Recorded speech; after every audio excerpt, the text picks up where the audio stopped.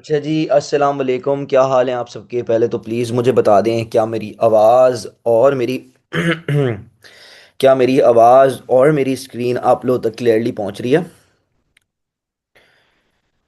जल्दी से बता दें सब प्लीज़, ताकि हम आज की क्लास स्टार्ट कर सकें। Okay, great. तो देखें, लास्ट क्लास में हमने जो है हमारा पहला पास्ट पेपर क्वेश्चन था सोल ट्रेडर का, which was a good question. 40 marks का क्वेश्चन था। इनकम स्टेटमेंट भी बनानी थी, स्टेटमेंट ऑफ फाइनेंशियल पोजीशन भी बनानी थी। वो लास्ट क्लास में हमने कंप्लीट कर लिया था, ठीक है। ये जो फर्स्ट पास पेपर क्वेश्चन मैंने आप लोगों को स्टार्ट करवाया था सोल ट्रेडर का, शोबी के नाम से ये क्वेश्चन था। इसकी सबसे पहले तो हमने एडजस्टमेंट सॉल्व की थी बेटा सारी। एडजस्टमेंट सारी सॉल्व करने के बाद हमने बनाई थी पहले पार्ट ए में एक इनकम स्टेटमेंट बनाई थी, ठीक है। और हमारा प्रॉफिट आया था 21850। इनकम स्टेटमेंट बनाने के बाद ये पार्ट भी हमने स्टेटमेंट ऑफ फाइनेंशियल पोजीशन भी लास्ट क्लास में बनाई थी। और आप देख सकते हैं हमारे total assets and total capital and liabilities का आंसर सेम आ रहा था। हमारी एसओएफपी मैच हो गई थी, बैलेंस हो गई थी, ठीक है। अब मैंने आप लोगों को बोला था कि इसके दो पास्ट पेपर क्वेश्चंस मैं अपने साथ कराऊंगा सोल ट्रेडर के। एक तो पूरा मैंने करा दिया, ठीक है। आज मैं दूसरा पास्ट पेपर क्वेश्चन कराने जा रहा हूँ सोल ट्रेडर का, ठीक है। ट्राई करेंगे कि आज की क्लास में वो खत्म हो जाए, ठीक है। तो आ जाएं, ज़रा मूव ऑन करते हैं दूसरे पास्ट पेपर क्वेश्चन पर जो आज करना है हमने। तो भाई नीचे चलते हैं। बुक हमारी जो टॉपिकल बुकलेट है उसके अंदर जो क्वेश्चन 2 है वो ये फैंग वाला है, लेकिन ये मैं आप लोगों को एज अ होमवर्क भेजूंगा, ये आप लोग खुद करोगे, ठीक है। सेकंड क्वेश्चन के बाद जो थर्ड क्वेश्चन है ना बेटा, ये वाला, यस, फ्रैंको। ये वाला क्वेश्चन हमने आज की क्लास में सॉल्व करना है। फ्रैंको वाला मैं अपने साथ कराऊंगा। इसके बाद फ्रैंको के बाद एक और क्वेश्चन है, ठीक है। वो आप लोग अपनी प्रैक्टिस के लिए खुद करोगे। ओके। अब तो आ जाए, let's start the question. Question को स्टार्ट करते हैं और देखते हैं कि क्या सीन है, ठीक है। सो आ जाए, क्वेश्चन स्टार्ट कर रहा हूँ। सबका फोकस क्वेश्चन पर हो, सब सारे काम छोड़ दें, सबका फोकस क्वेश्चन पर हो, ठीक है। ये लास्ट पास पेपर क्वेश्चन होगा, सेकंड एंड द लास्ट, जो मैं आपको सोल ट्रेडर का करा रहा हूँ। इसके बाद आप लोगों को ग्रुप पर सोल ट्रेडर का होमवर्क आएगा। अच्छा जी, Franco is in business as a sole trader. Franco एक सोल ट्रेडर बिजनेस है। सोल ट्रेडर, फ्रैंको का एक sole trader business, Franco is a sole trader basically. Sole trader business है, फ्रैंको अपने बिजनेस का सिंगल ओनर है, ठीक है।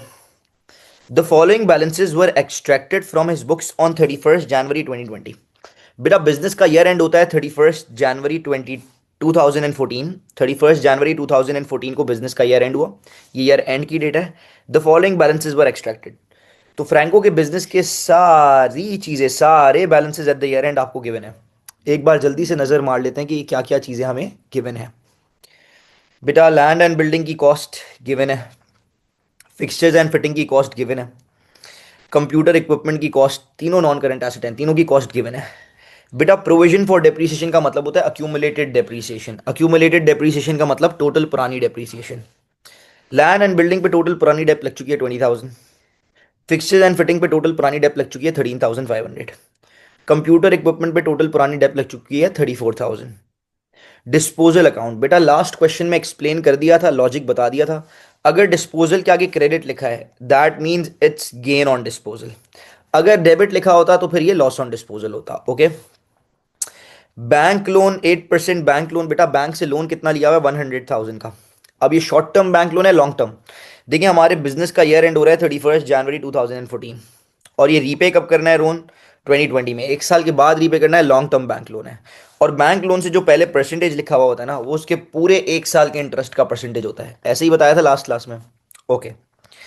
अब बैंक, देखिए बैंक के आगे भी डेबिट लिखा है, मतलब पॉजिटिव बैलेंस है, इतना पैसा बैंक में पड़ा हुआ है, ठीक है।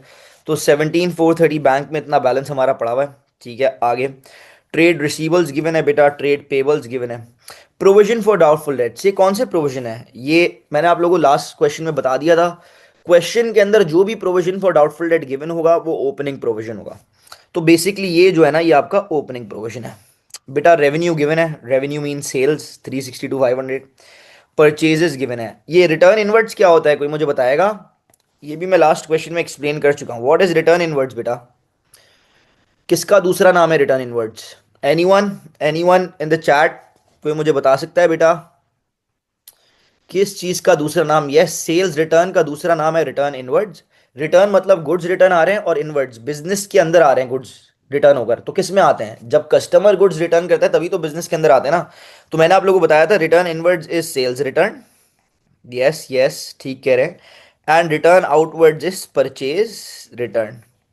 परचेज रिटर्न का दूसरा नाम रिटर्न आउटवर्ड, सेल रिटर्न का दूसरा नाम रिटर्न इनवर्ड। अच्छा, सेल रिटर्न को रिटर्न फ्रॉम कस्टमर्स भी कहा जाता है। परचेज रिटर्न को कभी कभार रिटर्न टू द सप्लायर भी कहा जाता है। ठीक है, आगे बढ़ते हैं। इन्वेंट्री एट 1 फरवरी 2013 बेटा।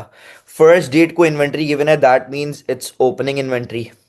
डिस्ट्रीब्यूशन एक्सपेंस गिवन है, इंश्योरेंस एक्सपेंस गिवन है, light and heat expense given है, wages and salaries expense given है, मार्केटिंग एक्सपेंस गिवन है, जनरल एक्सपेंस गिवन है, कमीशन रिसीव्ड अदर इनकम है बेटा गिवन है, ड्राइंग्स गिवन है, कैपिटल गिवन है। भाई ये सारी इंफॉर्मेशन आपको फ्रैंको के बिजनेस की गिवन है। कुछ बच्चों को लग रहा होता है कि बस क्या करना है, इस इंफॉर्मेशन को लेकर फॉर्मेट सॉल्व करना है, एक इनकम स्टेटमेंट एसओएफ बनानी है। ऐसा नहीं है बेटा। जब आप नीचे जाओगे तो देखो, आप नीचे गए, आपको क्या गिवन है? आपको ये एडिशनल इंफॉर्मेशन गिवन है। एडिशनल इंफॉर्मेशन का मतलब एडजस्टमेंट्स गिवन है बेटा। क्या गिवन है? एडजस्टमेंट्स। और ये जो एडजस्टमेंट्स होती है ना, ये जितनी भी एडजस्टमेंट्स हैं, ये जो एडिशनल इंफॉर्मेशन होती है, मैंने क्या बताया था, ये ऊपर सवाल में इंक्लूड एडजस्ट नहीं हुई भी होती। तो ये सारी इंफॉर्मेशन पहले मुझे ऊपर सवाल में जाकर इंक्लूड एडजस्ट करनी है। एडजस्टेड इंफॉर्मेशन निकालनी है, करेक्टेड इंफॉर्मेशन। फिर उस इंफॉर्मेशन से बनेगी एक इनकम स्टेटमेंट और स्टेटमेंट ऑफ फाइनेंशियल पोजीशन। ठीक है, तो आ जाए साथ मिलकर बड़ी ही आराम से, बड़ी ही सुकून से एडजस्टमेंट्स को सॉल्व करते हैं। ओके, तो आ जाए, लेट्स स्टार्ट बेटा। इन्वेंट्री वॉज वैल्यूड एट 15,600 बेटा। एडजस्टमेंट्स में ऑलवेज कौन सी इन्वेंट्री? क्लोजिंग इन्वेंट्री गिवन होती है। तो पहली एडजस्टमेंट में बेटा आपको गिवन है क्लोजिंग इन्वेंट्री। तो एडजस्टमेंट नंबर 1 में आपको क्लोजिंग इन्वेंट्री बता दी गई है, क्योंकि यार सवाल में जो गिवन है वो फर्स्ट डेट को गिवन है, ओपनिंग है, दो ही तो इन्वेंट्री होती है। ओपनिंग क्वेश्चन में गिवन है तो ये कौन सी है? क्लोजिंग इन्वेंट्री है। और एडजस्टमेंट्स भी साल के आखिर की गिवन है ना, तो ये साल के आखिर की इन्वेंट्री होगी, क्लोजिंग इन्वेंट्री। ओके, तो फर्स्ट एडजस्टमेंट में क्लोजिंग इन्वेंट्री गिवन है। Wages and salaries include 15,000 drawings by Franco. Very easy adjustment यार। वेजेस एंड सैलरीज इंक्लूड 15,000 बेटा, 15,000 वेजेस एंड सैलरीज में इंक्लूड कर दिया है। ड्रॉइंग्स बाय फ्रैंको 15,000 है, ड्रॉइंग्स बाय फ्रैंको, लेकिन इसको इंक्लूड कर दिया है वेजेस एंड सैलरीज में। तो बेटा वेजेस एंड सैलरीज में से 15,000 माइनस कर दो। ये 15,000 ड्रॉइंग्स है तो ड्रॉइंग्स में जाकर ऐड कर दो। तो ऊपर गए, ड्रॉइंग्स में 15,000 प्लस कर दिया बेटा, और वेजेस एंड सैलरीज में से 15,000 क्या कर दिया बेटा। So you will get the corrected amount 69,500 minus 15,000। 69,500 minus 15,000, 54,500। 20,000 plus 15,000 कितना हो गया बेटा? 35,000। ओके, तो ये हमारी एडजस्टमेंट नंबर 1 डन, 2 डन। अब हम लोग मूव ऑन करते हैं गाइस एडजस्टमेंट नंबर 3 पर। Very easy adjustment. क्या लिखा हुआ है? मार्केटिंग एक्सपेंस 6750 वर प्रीपेड। बेटा मार्केटिंग एक्सपेंस 6750 से प्रीपेड है, और आप लोगों को लास्ट क्वेश्चन में समझा चुके हैं, कोई भी चीज जितने से प्रीपेड हो वो ऊपर जाकर क्या हो जाती है? माइनस हो जाती है। मार्केटिंग एक्सपेंस प्रीपेड मतलब एक्स्ट्रा पे कर दिया ना, हमें तो करंट ईयर का चाहिए होता है, तो जितना एक्स्ट्रा होता है प्रीपेड वो माइनस कर देते हैं। ठीक है, तो बेटा ये 6750 मार्केटिंग एक्सपेंस से ऊपर जाकर माइनस कर देंगे। ऊपर गए, मार्केटिंग एक्सपेंस में से माइनस कर दिया 6750। अब आपके पास आएगा मार्केटिंग एक्सपेंस का करेक्ट अमाउंट। करंट ईयर का टोटल मार्केटिंग एक्सपेंस जो बनता है ना, वो आपके पास आ जाएगा 31,000 माइनस 6750, 24,250 आ गया बेटा। ठीक है, क्या एडजस्टमेंट खत्म हो गई? नो सर, ये करेक्टेड अमाउंट है मार्केटिंग एक्सपेंस का, ये इनकम स्टेटमेंट एक्सपेंस में जाएगा। लेकिन हमने लास्ट क्वेश्चन में सीखा है कि जितने से, बल्कि अक्रूवल्स एंड प्रीपेमेंट के टॉपिक में भी सीखा था, जितने से एक्सपेंस अक्रूड या प्रीपेड हो उतना हिस्सा एसओएफपी में भी जाता है। तो ये देखिए ना, आपका मार्केटिंग एक्सपेंस 6750 से प्रीपेड है, तो ये 6750 कहाँ पर जाएगा? ये एसओएफपी में जाएगा। कहाँ पर जाएगा बेटा? एसओएफपी में। ये एक्सपेंस प्रीपेड है। एक्सपेंस प्रीपेड का मतलब इस साल का एक्सपेंस था, पे करना था, एक्स्ट्रा पे कर दिया। जितना एक्सपेंस इस साल का बनता था उससे एक्स्ट्रा पे कर दिया। एक्स्ट्रा पे कर दिया तो पैसे वापस मांगते होंगे। तो बेटा ये 6750 रिसीवेबल है। अदर रिसीवेबल एसओएफपी में कहां पर जाता है? करंट एसेट में। तो बेटा ये 6750 करंट एसेट में जाएगा, किस नाम से? अदर रिसीवेबल के नाम से। ठीक है भाई। तो अब जाकर आपकी एडजस्टमेंट नंबर 3 पूरी हुई है। Adjustment number 3 done. 6750 एसओएफपी में, करंट एसेट में, अदर रिसीवल के नाम से। ठीक है। और ये 24250 इनकम स्टेटमेंट एक्सपेंस में। ये होनी थी आपकी एडजस्टमेंट नंबर 3। डन। अच्छा मीत, आप पूछ रहे हैं इस क्वेश्चन का ईयर बेटा, ये 2014 मई जून 2014 पेपर 2 वेरिएंट 2 का एक क्वेश्चन है। क्वेश्चन नंबर 4 होगा ये। ठीक है, 5 सॉरी। अब इसके बाद, इसके बाद adjustment number 4 is very very very important adjustment. तो बेटा एडजस्टमेंट नंबर 4 क्या कह रही है? No interest had been paid on the bank loan. Adjustment number 4 कह रही है कि आपने बैंक लोन पे कोई इंटरेस्ट पे ही नहीं करा। No interest had been paid on the bank loan. Okay Yusra, आप कह रहे हो my voice is lagging. Please पहले मुझे एक बार सब कंफर्म कर दें, मेरी आवाज क्लियरली पहुंच रही है? Is my voice clear guys? Okay sorry.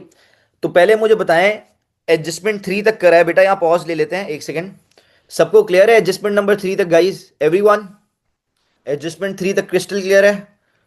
100%। अगर किसी का कोई क्वेश्चन है तो बेटा पूछ लो एडजस्टमेंट नंबर 3 तक। मैं एडजस्टमेंट 4 पे जाने लगा हूं। Anyone? Everyone clear? Done. Okay. अब चलते हैं एडजस्टमेंट नंबर 4 पर। अच्छा जी, एडजस्टमेंट नंबर 4 कह रही है, sorry guys, sorry for the interruption. वो एक्चुअली फोन कनेक्टेड रहता है ना आईपैड से, तो दैट्स वाई तभी वॉइस लैग आ रहा था, फोन आ रहा था, सॉरी माय बैड। तो आ जाए, let's continue adjustment number 4। Adjustment number 4, no interest had been paid on the bank loan. बेटा बैंक लोन पे इस साल कोई इंटरेस्ट पे ही नहीं करा। अब देखिए मेरी बात सुने, जिसने मेरे साथ अक्रूवल्स एंड प्रीपेमेंट का टॉपिक पढ़ा है, जिसने मेरे साथ अक्रूवल्स एंड प्रीपेमेंट का टॉपिक पढ़ा है, मैंने अक्रूवल्स एंड प्रीपेमेंट के टॉपिक में एक चीज सिखाई थी। क्या चीज थी वो? सर वो ये चीज थी कि एक्सपेंस हम जितना पे करते हैं ना, उतना इनकम स्टेटमेंट में नहीं जाता एक्सपेंस में। जितना पे कर रहे हैं नहीं, जितना पूरे साल का एक्सपेंस बनता है वो जाता है इनकम स्टेटमेंट एक्सपेंस में। अब फॉर एग्जाम्पल आपका रेंट है 5,000, आपका रेंट है 5,000 पूरे साल का, आपने पे करा 3,000।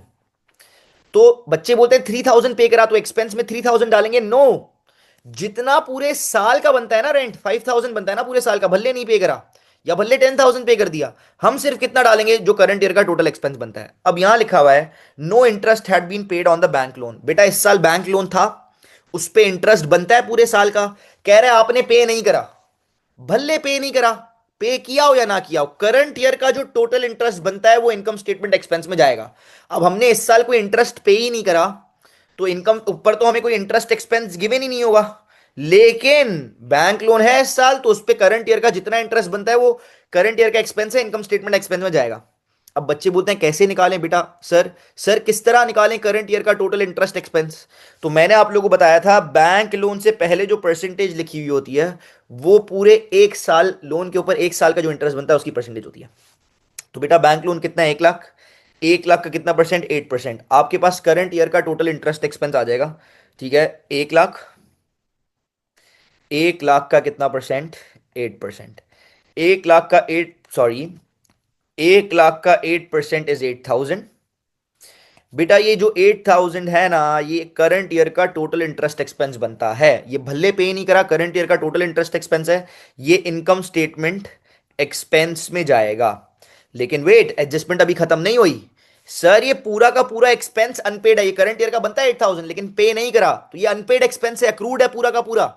और एक्सपेंस जितने से अक्रूड या प्रीपेड हो उतना हिस्सा एसओएफपी में भी तो जाता है।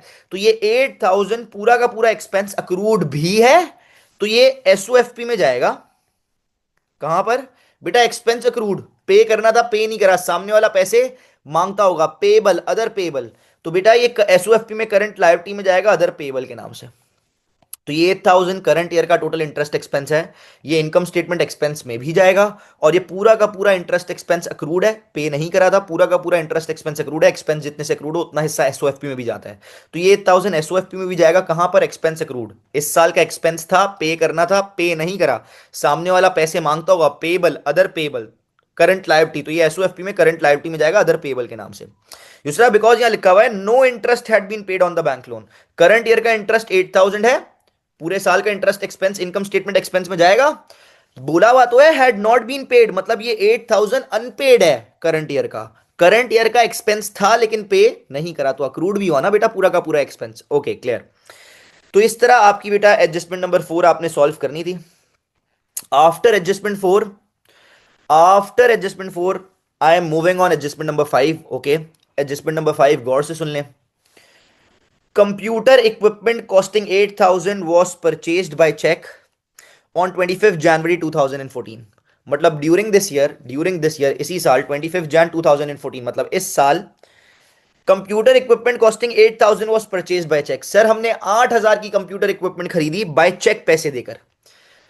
8,000 की कंप्यूटर इक्विपमेंट खरीदी बाय चेक, पैसे देकर, लेकिन लिखा हुआ है no entries had been made in the books, लेकिन इसको हमने ऊपर कहीं पर रिकॉर्ड नहीं करा।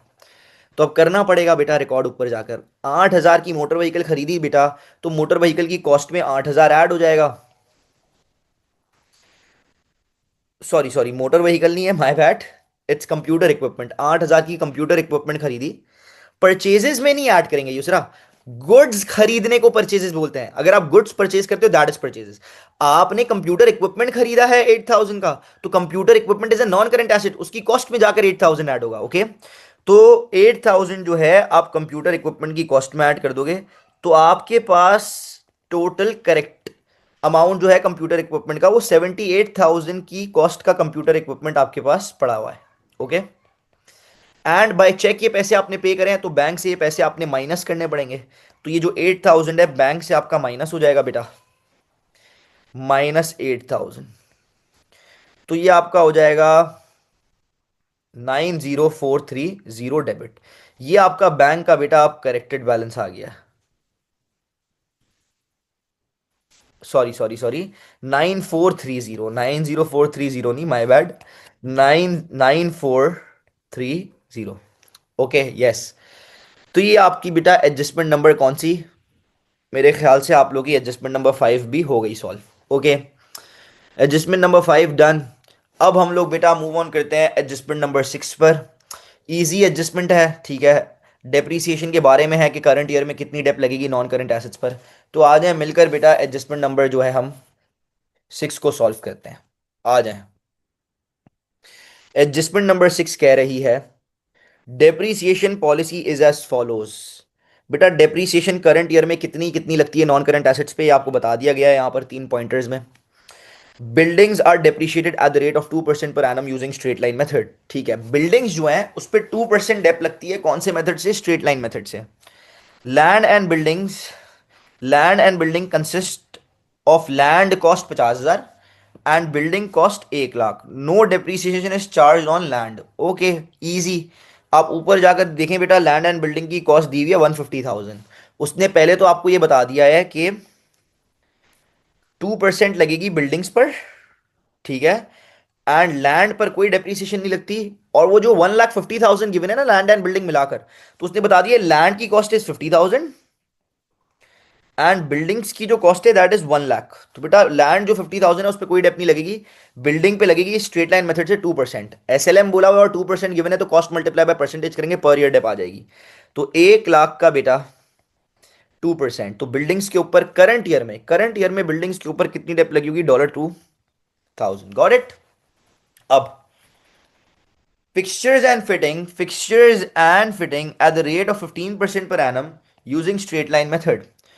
फिक्सचर्स एंड फिटिंग्स पे बेटा 15% डिप लगेगी, कौन से मेथड से? स्ट्रेट लाइन मेथड से। तो स्ट्रेट लाइन मेथड बोला हुआ है बेटा और परसेंटेज गिवन है, तो you guys know cost multiply by percentage we will get the per year dep, current year की डेप हमें आ जाए मिल जाएगी। तो फिक्सचर्स एंड फिटिंग पे 15% स्ट्रेट लाइन मेथड से ऊपर गए बेटा, फिक्सचर्स एंड फिटिंग की कॉस्ट 30,000। 30,000 का बेटा कितना percent? 15%। 30,000 multiplied by 15%,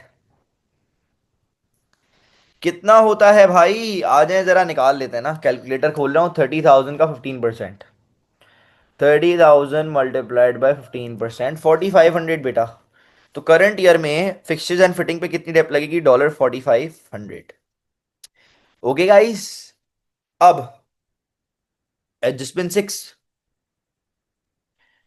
computer equipment at the rate of 25% पर annum using reducing balance method. Computer equipment पे 25% डेप लगेगी, स्ट्रेट लाइन मेथड से नहीं गाइस, रिड्यूसिंग बैलेंस मेथड से। And you guys know depreciation में हमने रिड्यूसिंग बैलेंस मेथड से dep निकालना सीखी है।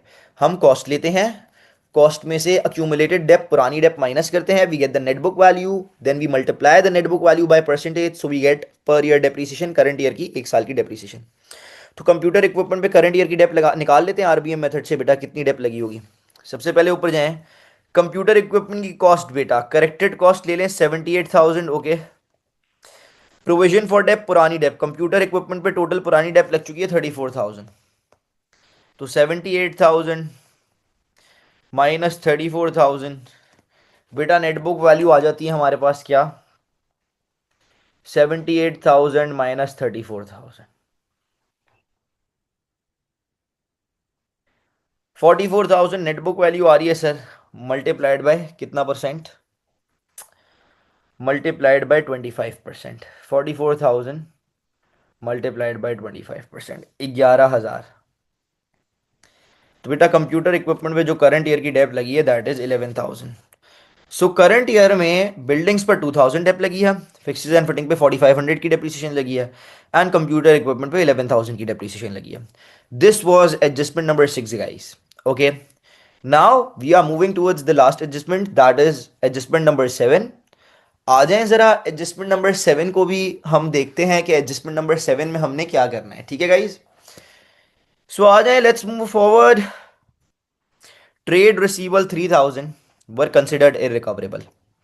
सर सबसे पहली लाइन में क्या लिखा है? Trade receivable 3,000 were considered irrecoverable. Meet बेटा,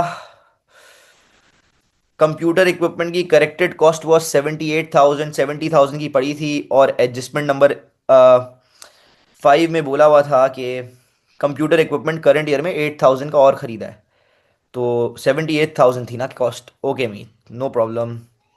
sir last adjustment adjustment number 7, trade receivable 3,000 were considered irrecoverable. बेटा 3,000 क्या हो गए? इररिकवरेबल हो गए। 3,000 इररिकवरेबल हो गए तो हमें पता चल गया बेड डेट हो गए, 3,000 कंफर्म हो गया कि नहीं मिलेंगे हमें। तो सबसे पहले तो बेटा हमें ये पता चल गया कि हमारे इररिकवरेबल डेट कितने हैं। हमारे जो इररिकवरेबल डेट है sir that is $3,000। Okay guys, आगे। अब provision for doubtful debt of 5% is to be maintained. और बेटा प्रोविजन कितना बनाना है? अब provision for doubtful debts of 5% is to be maintained. बेटा हमने लास्ट टॉपिक की जो पढ़ा है ना वो irrecoverable debts and provision for doubtful debts पढ़ा है। आप लोगों को पता होना चाहिए कि हमें प्रोविजन का इंक्रीज या डिक्रीज चाहिए होता है। ओपनिंग ओपनिंग प्रोविजन से क्लोजिंग प्रोविजन में कितना इंक्रीज आया या डिक्रीज आया, हमें वो चाहिए होता है। तो प्रोविजन का इंक्रीज डिक्रीज निकाल लेते हैं बेटा, लास्ट क्वेश्चन में भी निकाला था। मैंने आप लोगों को बता दिया था सवाल के अंदर एक प्रोविजन गिवन होगा that will be the opening provision. वो कौन सा प्रोविजन होगा? सवाल के अंदर हमेशा जो प्रोविजन गिवन होगा वो ओपनिंग प्रोविजन होगा। आप लोग ऊपर गए, आप लोगों को सवाल के अंदर provision for doubtful dates given है बेटा। कितना गिवन है provision for doubtful dates? 1,400। This is opening provision for doubtful debt. तो बेटा ओपनिंग पीएफडीडी कितना है? दोबारा देख लेता हूँ, भूल गया। 1,400। ओके, $1,400। क्लोजिंग पीएफडीडी बेटा लास्ट टॉपिक में सीखा है, क्लोजिंग पीएफडीडी निकालना पड़ता है। कैसे निकालते हैं? जो साल के आखिर के ट्रेड रिसीवेबल हैं उनमें से जो पैसे इररिकवरेबल डेट हो गए पहले वो माइनस होंगे, ट्रेड रिसीवेबल का फाइनल आंसर आएगा, उसको मल्टीप्लाइड बाय प्रोविजन का परसेंटेज करेंगे तो क्लोजिंग प्रोविजन आ जाएगा हमारे पास, closing provision for doubtful date.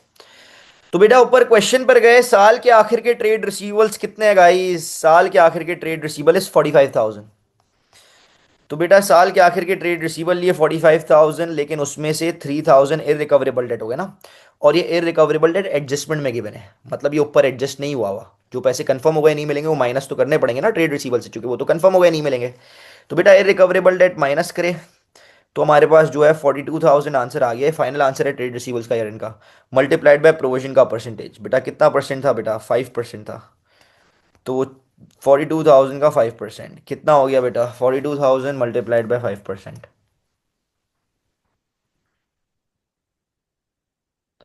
2,100। ये आपका क्लोजिंग प्रोविजन फॉर ऑफर आ गया। So you guys can see opening provision बेटा 1,400 है, क्लोजिंग प्रोविजन 2,100 है। तो ओपनिंग से क्लोजिंग में इंक्रीज आया या डिक्रीज? 1,400 से 2,100 हो गया, मतलब 700 का, बिल्कुल ठीक कह रहे हैं मीत आप, 700 का इंक्रीज आ गया। And you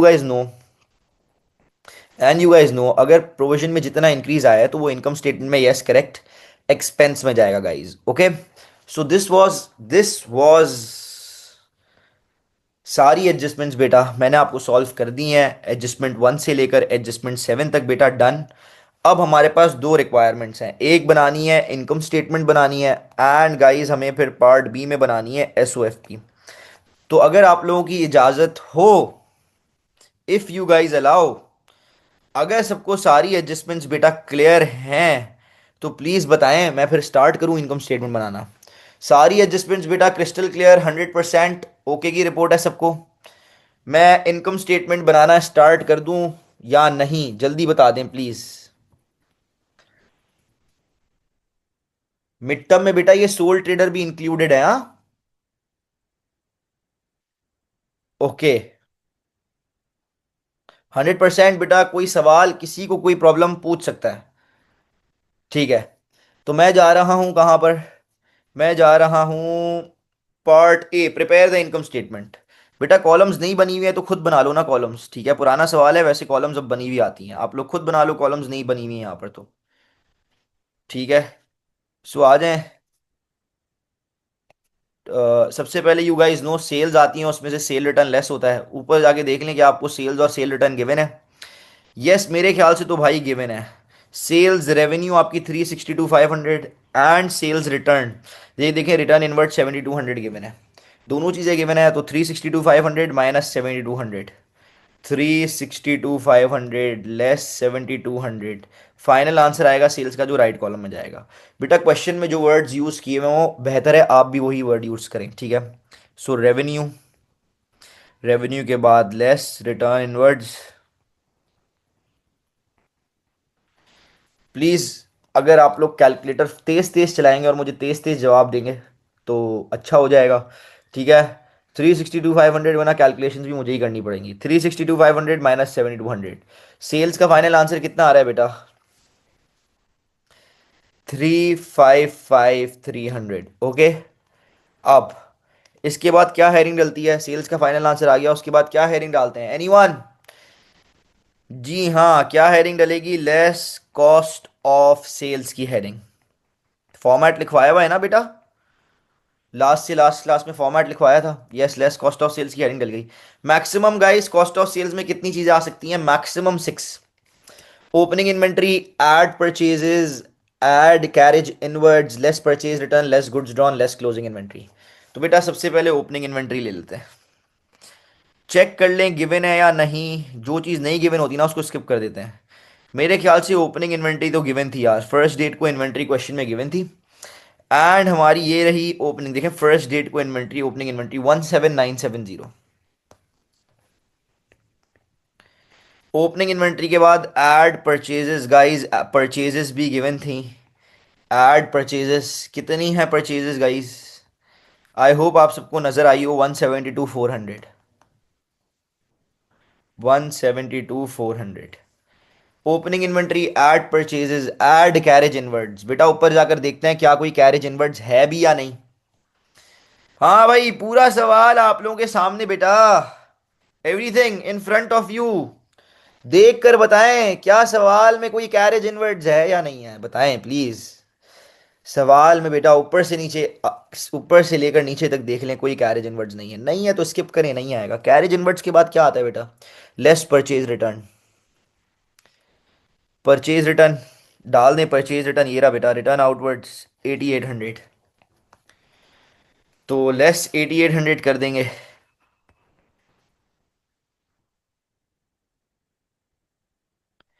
return outwards. उसके बाद क्या होता है, लेस गुड्स ड्रॉन। सवाल में जाएं बेटा, क्या गुड्स ड्रॉन गिवन है कहीं पर? क्या क्वेश्चन के अंदर गुड्स ड्रॉन गिवन है? कुछ बच्चे बोल रहे होते हैं सर ये ड्राइंग्स है ना, बेटा खाली ड्राइंग्स गुड ड्रॉन नहीं होती। ज्यादातर गुड्स ड्रॉन एडजस्टमेंट में बताए हुए होते हैं। तो बेटा एडजस्टमेंट्स ये रही आपके सामने सारी, सारी खुली हुई है, सवाल में तो नहीं है गुड्स ड्रॉन। एडजस्टमेंट्स भी बेटा गो थ्रू दोबारा करनी है, कर लें। एडजस्टमेंट में भी कोई गुड्स ड्रॉन नहीं है गाइस, नहीं है, स्किप करें, नहीं आएगा। गुड्स ड्रॉन के बाद क्या आता है, less closing inventory. Closing inventory always in adjustments. तो हमारे पास है क्लोजिंग इन्वेंट्री 15,600 बेटा। गुड्स ड्रॉन नहीं है, उसको स्किप कर देंगे, तो लेस क्लोजिंग इन्वेंट्री 15,600।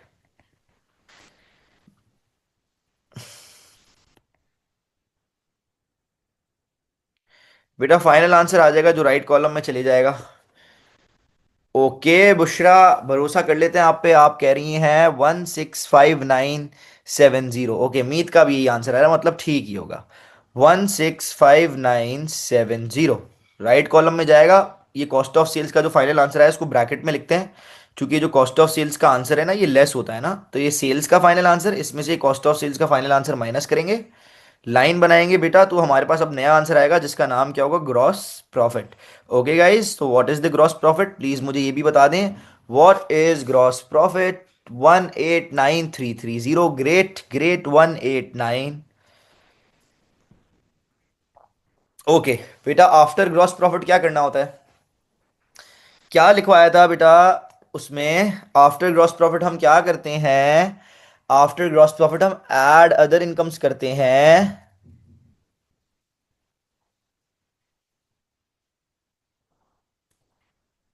अच्छा जी, यस। आफ्टर ग्रॉस प्रॉफिट हम करते हैं ऐड अदर इनकम बेटा। क्या करते हैं? Add other income.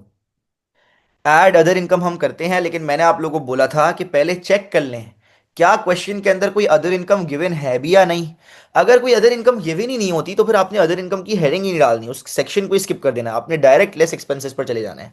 सो आ जाए, लेट्स चेक सवाल में कोई अदर इनकम है भी या नहीं।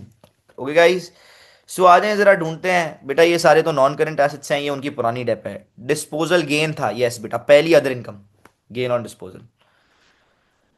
बेटा बैंक लोन नहीं, बैंक नहीं, trade receivable, trade payable, provision for doubtful debts, revenue, purchases, return inwards outwards, inventory, ये सारे एक्सपेंस हैं नहीं। कमीशन रिसीव्ड बेटा, दूसरी other income.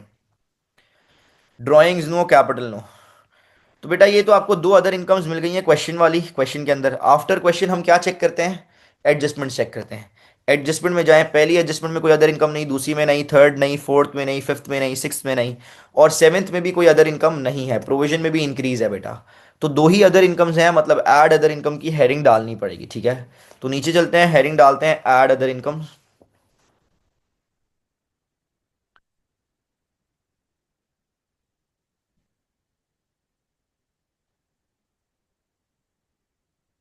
Add other incomes की हेडिंग डाल दी बेटा। दो अदर इनकम्स थी, एक था gain on disposal. Okay,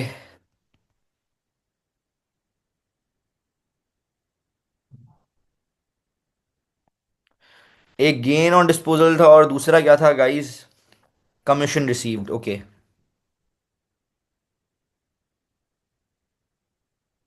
commission received. Yeah, how much was the gain on disposal? 15, 500, 500 gain on disposal, और कमीशन रिसीव्ड 11,400। 511,000, कोई वर्किंग नहीं थी बेटा, वर्किंग्स ब्रैकेट में शो करनी होती हैं। Okay, 500 plus 11,400, final answer right column में बिल्कुल ठीक, 11,900। मैंने आपको बता दिया था इनकम का आंसर यहीं निकाल कर मैं छोड़ देता हूँ, ग्रॉस प्रॉफिट और इनकम को प्लस करके मैं नया आंसर नहीं निकालता हूँ। ये हमारे ग्रॉस प्रॉफिट का आंसर आ गया, ये हमारी अदर इनकम का आंसर आ गया टोटल। अब इसके बाद मैंने क्या बोला था, मैं हेडिंग डालता हूँ लेस एक्सपेंसेस की। किसकी हेडिंग डालता हूँ? Less expenses. Okay, less expenses की हेडिंग डाल दी। अब जितने भी एक्सपेंसेस हैं सारे लाइन से पहले कॉलम में ले लूंगा, ऑल एक्सपेंसेस लाइन से पहले कॉलम में। आ जाएं जरा, सारे एक्सपेंसेस पर पहले आपको टिक लगवा देते हैं गाइस, ताकि आपको समझ आ जाए कि भाई सारे एक्सपेंसेस क्या क्या हैं। ओके, ये तो नॉन करेंट एसेट्स हैं, इनकी कॉस्ट गिवन है। No, it's not necessary to underline the headings Bushra. Land and, ये तो नॉन करेंट एसेट्स हैं, ये उनकी पुरानी डेप है।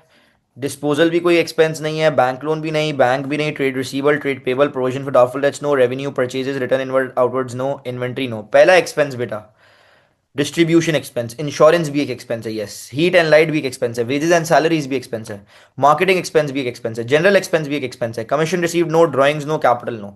बेटा ये तो क्वेश्चन वाले आ गए 1 2 3 4 5 6, ये छह तो क्वेश्चन के अंदर जो एक्सपेंस है वो थे ना। क्वेश्चन के बाद बेटा क्या जाकर चेक करते हैं, एडजस्टमेंट चेक करते हैं। तो आ जाए जरा मेरे साथ एडजस्टमेंट्स पर आ जाए। एडजस्टमेंट वन में बेटा कोई एक्सपेंस गिवन नहीं है, इन्वेंट्री है।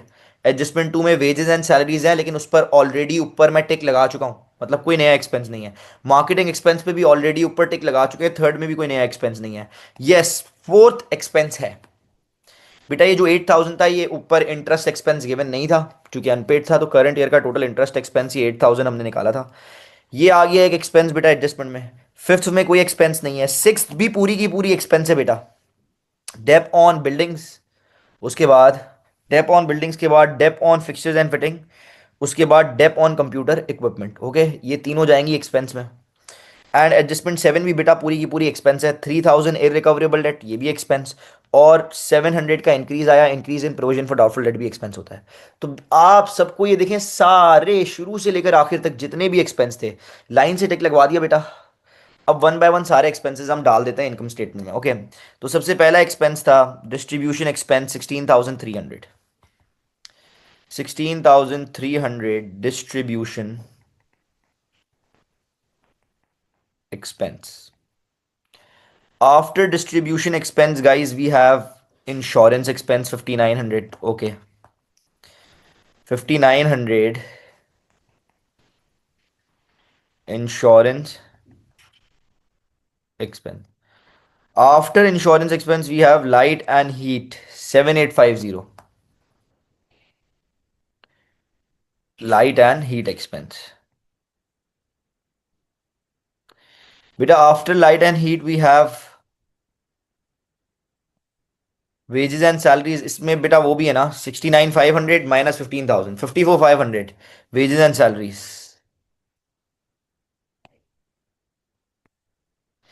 Working 69,500 minus 15,000 wages and salaries. After wages and salaries बेटा हमारे पास है marketing expense 31,000 minus 6,750, 24,250, 24,250, 31,000 minus 6,750 marketing expense. बेटा मार्केटिंग एक्सपेंस के बाद क्या था, last general expense that is 9,200, कोई वर्किंग नहीं है इसमें। 9,200 जनरल एक्सपेंस।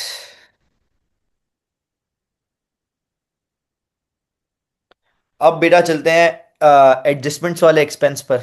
एडजस्टमेंट्स, पहली एडजस्टमेंट में कोई एक्सपेंस, सबसे पहला एक्सपेंस था एडजस्टमेंट फोर में loan interest. Loan interest that was 8,000, उसकी वर्किंग है 1 लाख का 8%। ओके, तो 8,000 डाल दिया loan interest. Loan interest 1 lakh का 8%, दैट 8,000। उसके बाद गाइज ये आ गई depreciation 2,000, 4,500, 11,000। 2,000, 4,500, 11,000 dep on buildings fixtures and fitting and computer equipment 2,000, 4,500, 11,000। 2,000, 4,500 and 11,000 depreciation on buildings। उसके बाद sir ji depreciation on fixtures and fittings। उसके बाद guys depreciation on computer equipment।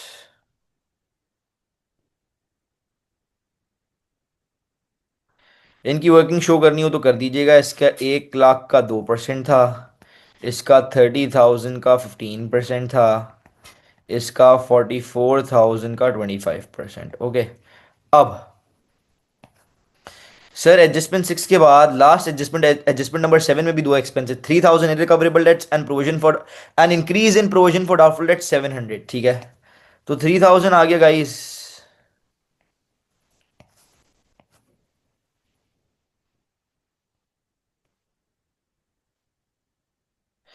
3000 irrecoverable dates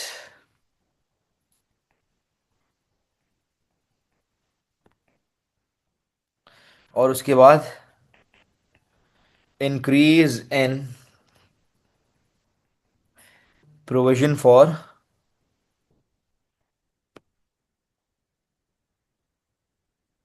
doubtful debts, that was 700। Okay guys, add up करा, सारे expenses को add up करें ना। मीत आप कह रहे हैं कि आंसर आ रहा है 147,200। Is it clear guys? सारे एक्सपेंसेस को क्रॉस चेक भी कर लेना, मुझे बताया 147,200 ही आ रहा है। एक्सपेंसेस, सारे एक्सपेंसेस को प्लस करके जो फाइनल आंसर आ रहा है that is 147,200। Is it correct और नॉट गाइज? प्लीज कोई मुझे कंफर्म करे। अकॉर्डिंग टू मीत भाई एक्सपेंसेस का टोटल आ रहा है 147,200। हाँ भाई, सही है या नहीं सही? क्लियर है? अब अब क्या करेंगे गाइस? अब देखें, मेरी बात सुने। ये ग्रॉस प्रॉफिट एक्सपेंसेस का टोटल सही नहीं है क्या बुशरा? व्हाट इज एक्सपेंसेस का correct total? What is expenses का करेक्ट टोटल? 147 एंड 2, हाँ सही सही है ना, 147,200। ओके, ग्रॉस प्रॉफिट लेंगे, उसमें प्लस करेंगे ये other income 189,330 plus 11,900 and minus 147,200, minus 147,200। 189,330 plus 11,900 minus 147,200। तो बेटा हमारा जो प्रॉफिट आ रहा है ना, दैट इज पॉजिटिव आंसर आ रहा है, मतलब प्रॉफिट है 54,030। इसके नीचे दो लाइनें डाली, हमारा प्रॉफिट आ चुका है। ओके गाइस, तो ये हमारी गाइस इनकम स्टेटमेंट तैयार है, ठीक है।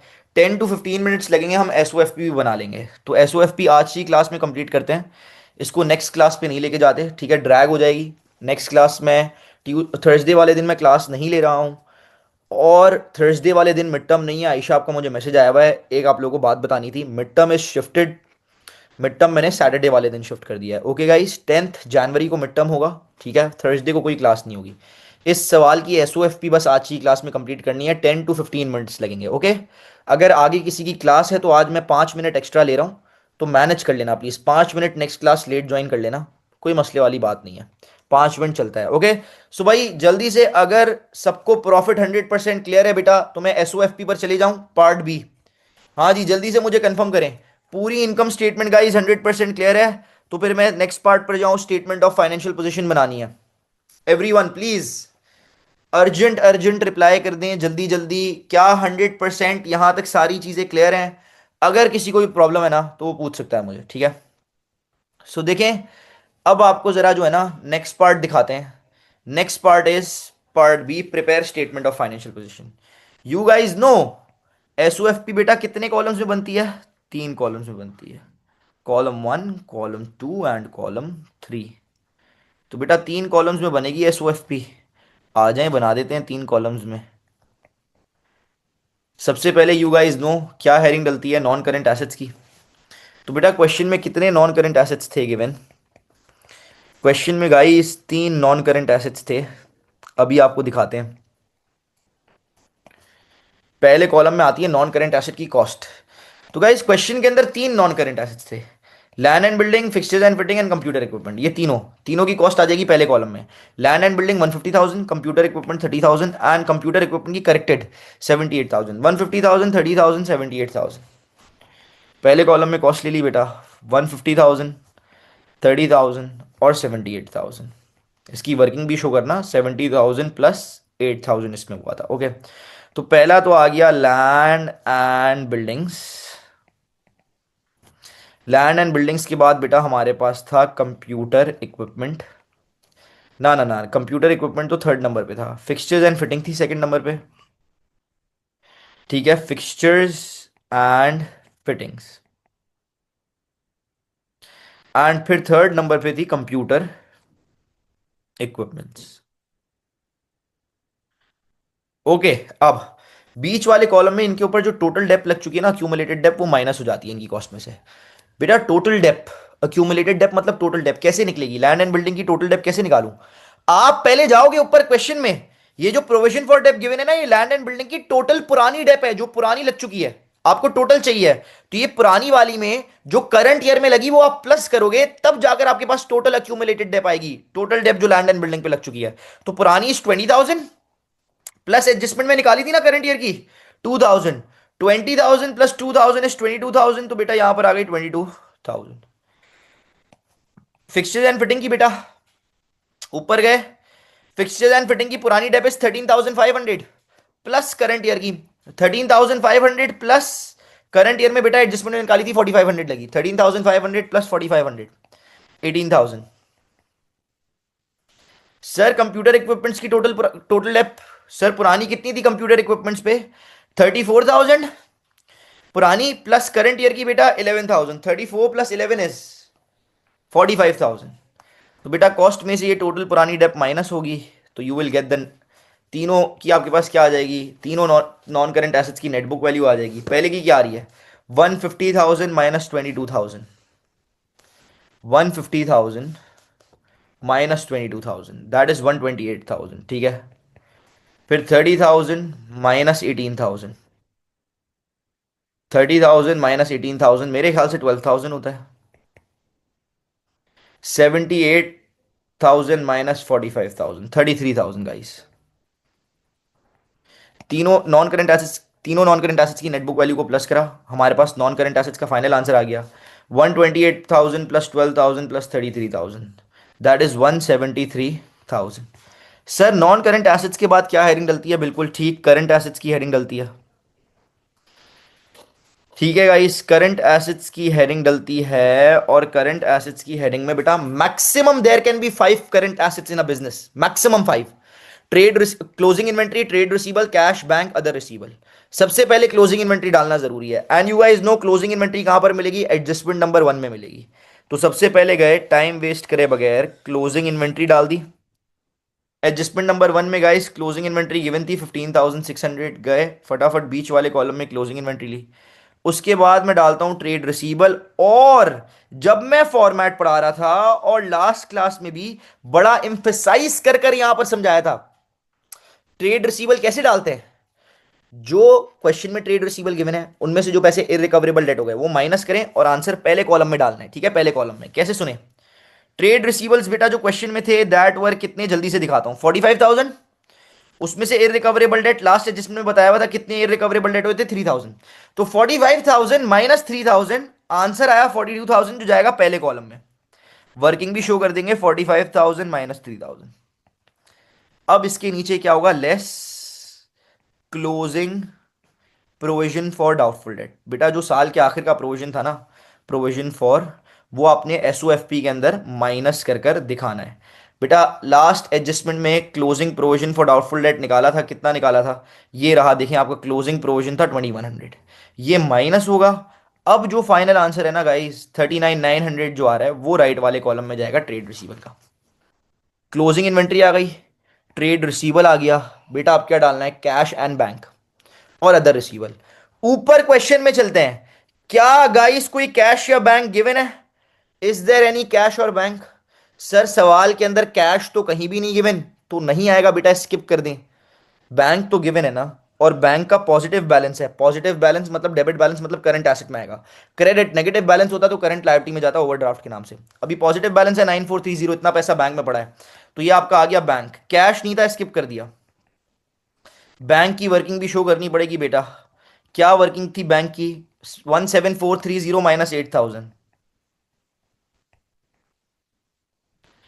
उसके बाद लास्ट चीज बेटा जो रह गई, that is other receivable.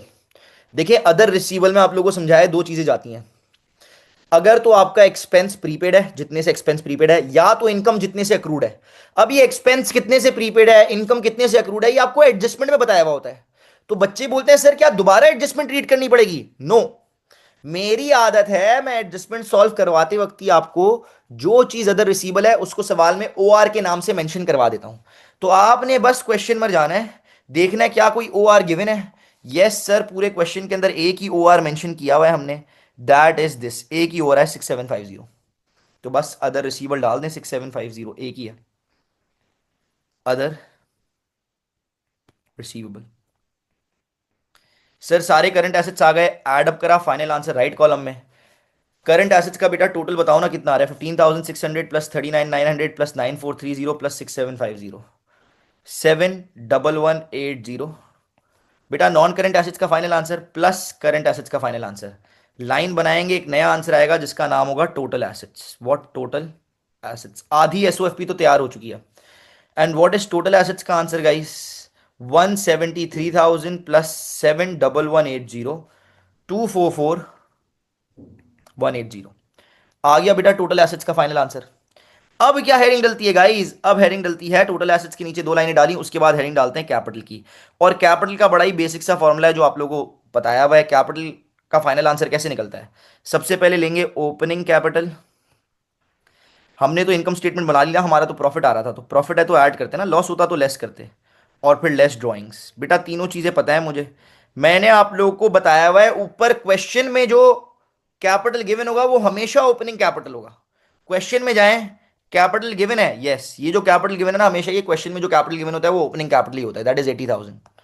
Opening capital बेटा 80,000 ले लिया, एड प्रॉफिट। अभी अभी इनकम स्टेटमेंट बनाकर इससे पहले प्रॉफिट निकाला था, कितना निकाला था बेटा, 54030। तो ये आपका आ गया 5403। और लेस ड्राइंग्स गाइस, ड्राइंग्स कितनी है क्वेश्चन के अंदर, ड्राइंग्स गाइस गिवन है, how much is the drawings. ये एरिया आप क्वेश्चन में जाके देखें, आपको ड्राइंग गिवन है बेटा, करेक्टेड अमाउंट ड्राइंग्स का, वर्किंग भी शो करनी पड़ेगी, 20 प्लस 15, करेक्टेड अमाउंट इज 35,000। तो बेटा आपने ड्राइंग्स का करेक्टेड अमाउंट ले लिया 35,000, वर्किंग 20,000 प्लस 15,000।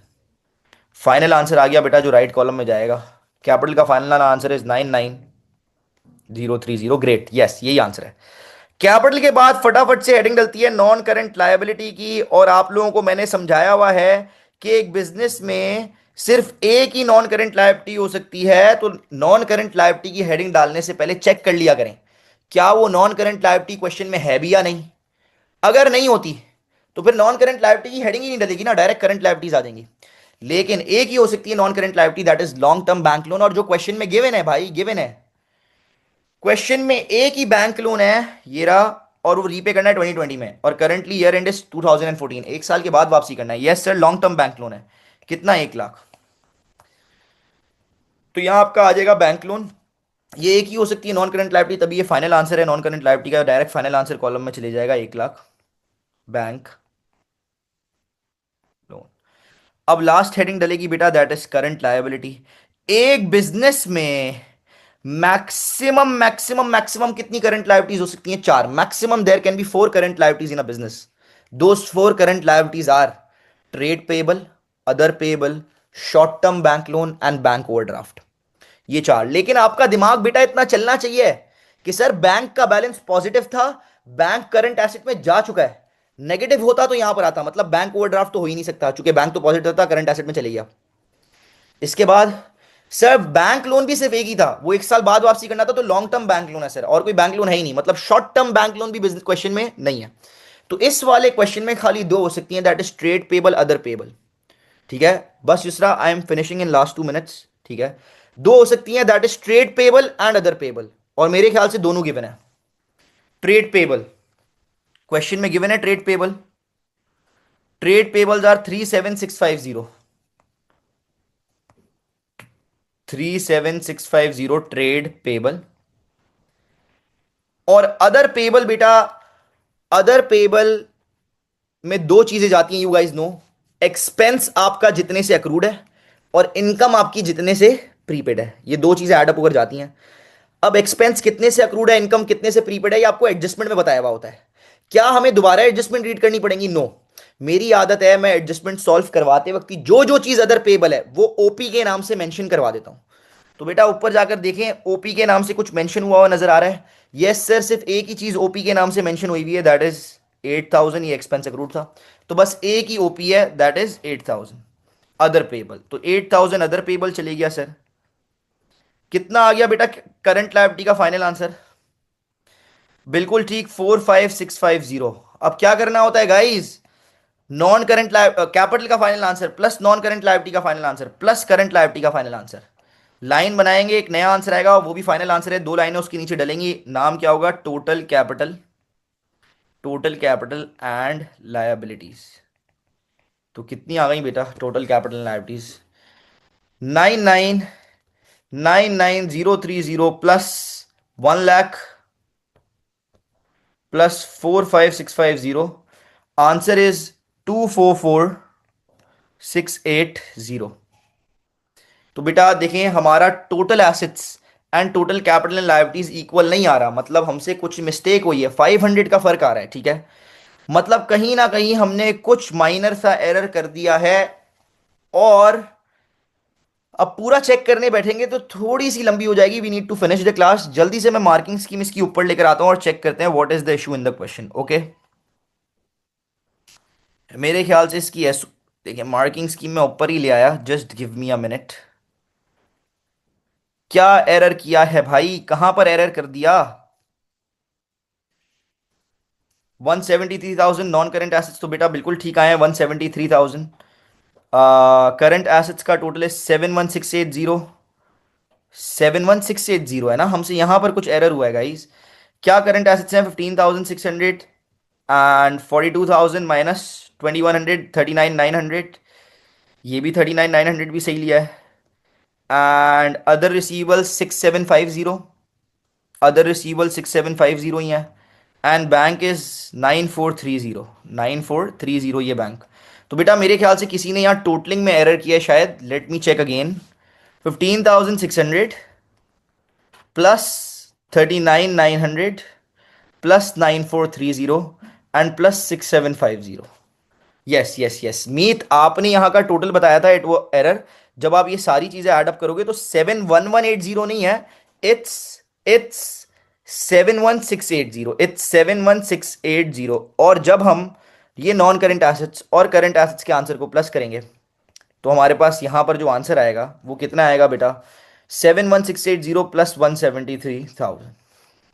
तो बेटा आंसर 244,680 ही आ रहा है। सो आप लोग देख सकते हैं गाइस, हमारा total assets and total capital and liabilities का आंसर बिल्कुल मैच कर रहा है। कॉन्ग्रेचुलेशंस, मुबारक हो, हमारी एसओएफपी क्या हो चुकी है? मैच हो चुकी है। It is free from all errors. हमने एसओएफपी जो बनाई है और जो प्रॉफिट निकाला था बेटा, प्रॉफिट भी 100% बिल्कुल ठीक निकाला था, ठीक है।